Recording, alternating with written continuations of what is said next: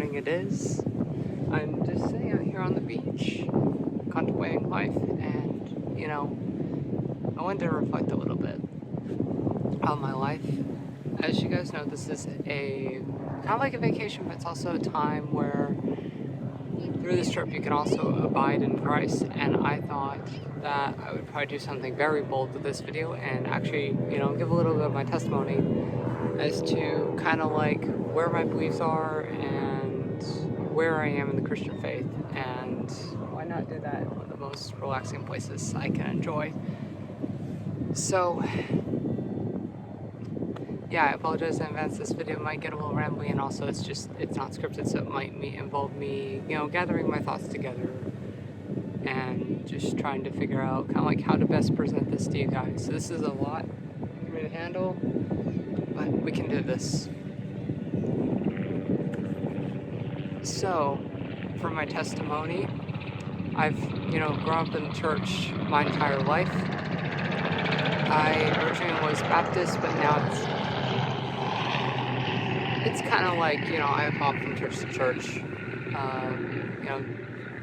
I'm recently with a college ministry, so that's kind of like what I'm on this trip with, and the ministry I'm on this trip with, at least. And this trip has just really been a nice break from school. It's been a time where I can connect with the Lord, and, I've really grown in my faith, but I'll get to that a little bit later in this particular video. I remember kind of like as a young kid, I didn't really understand, Christianity that well. And I remember kind of one of the lessons I was taught, at least how I interpreted the lesson, was sin is bad and that you should never do it. And I was really young at the time. I was probably like 4, 5, 6 years old, something like that. I apologize for the audio. There's wind happening out here, so we might have some poor audio cut-offs or something like that. Or like a helicopter in the background. Anyways, so yeah, I was like 4, 5, 6 years old, and we talked about sin in like the Sunday school, and I interpret it as, sin is bad, you shouldn't do it. And it kind of, almost in a way, shaped like a perfectionist mindset, even though that's like literally impossible. There's only one person who's done that, and that's Jesus. But I would just try to, not sin, and oh my gosh, I've failed so many times over the years. But I think, fast forward several years, I'm in middle school at this point, and I develop an addiction, and, if you're a guy out there, you definitely know what I'm talking about, because 99% of men struggle with this. This is an ongoing issue. And it's a really bad addiction. I'm not going to say much more, but I know that you guys probably know what I'm talking about here. And yeah, it's not good. And that has been around with me kind of most of my life. Actually, like a good chunk. I think like half of my life so far has just kind of been wasted because this, well, I wouldn't say wasted, but it's been a battle, this addiction. And kind of like what I didn't realize at the time was that my addiction was a result of, not having enough people in my life. Like friends, connection, at least I could rely on constantly. And so that kept feeding that addiction. And it got worse and worse and worse until I don't remember what grade it was. I was still in middle school where I actually did really get in trouble. And I made a very reckless decision that got me, got the police involved, and of course I paid $15 for the ticket. I mean, nothing else happened in that, but, other than the ticket and the negative effects on the person. So if that person is watching, I am truly sorry about what happened several years ago. And that's kind of like the moment where I spent years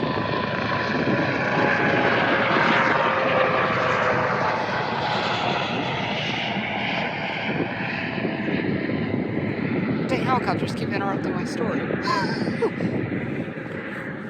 yeah, after that moment, I had people to keep me accounted for, like my youth pastor at the time, and I was going to therapy, so that helped to an extent. I mean, when you're a therapist session, there's so much help that he can give. You got to utilize the tools that you're using. And, being a reckless teenager, I'll call it, I just didn't really want to put in the work, put in the effort. I mean, like, I wanted to, but I also wanted not to at the same time, if that makes sense. So, kept struggling with it. I would have phases where I'm like, okay, yeah, I can get past this, and then I would jump right back in. And it would kind of be off and on like that for a very long while. And then, like, probably after high school, or around the high school time, I would, like, after high school, I found this, like, recovery group that I went to every week. I also saw another therapist who was specialized with this kind of work with addiction, and that seemed to really help. And if I were to get rated on a scale, like, after, all the therapies and stuff, I had probably conquered it, like, 70%. I would still, like, lash back every now and then, but I was better off. And it also really changed when I first came to Missouri State, because I didn't realize until I came, like, realized how much of an effect this had. I identified, like, through therapy, the need that this addiction was filling was connections. I find strength in people. I enjoy hanging around with people. I enjoy the company of my friends now, especially with, I'm growing close with so many of the guys in our group here, and really establishing firm connections, and potentially, like, brothers in Christ. Like, a lot of them already are considered brothers in Christ in my heart, and I'm hoping to make more of those. Anyway, yeah, so as soon as I got to Missouri State and kind of made friends, started making connections, the need was being filled. But at the same time, like, I couldn't help but feel that something was missing. I was still going to church. I was, I was actually trying to find a new church. And then I found it through my other church that I used to go to. They announced that another church would be having a Monday night service at their place in town. I'm like, oh, brilliant. I'll go to that. And lo and behold, it was probably the best decision I've ever made, because instantly, like, people reached out because I was new and started talking, making connections. And a lot of those guys are friends, and, they're not super reliable, like, to just actually, like, hang out, like, let's go mini golfing or whatnot. But they're there for you. Like, text groups, or, like, you have someone on your mind that's really bugging you, they'll be there. And, it's a really good community. And then, like, I started going to life group and making more connections, and it really took off. However, kind of like towards the end of the spring, I was kind of having a little bit of mixed feelings about, fellowship, which is the name of the church, by the way. And it felt like I wasn't making connections anymore, and that I wasn't getting any fruit out of the life groups and services. Like, I wasn't, it didn't really feel like people would talk to me for very long.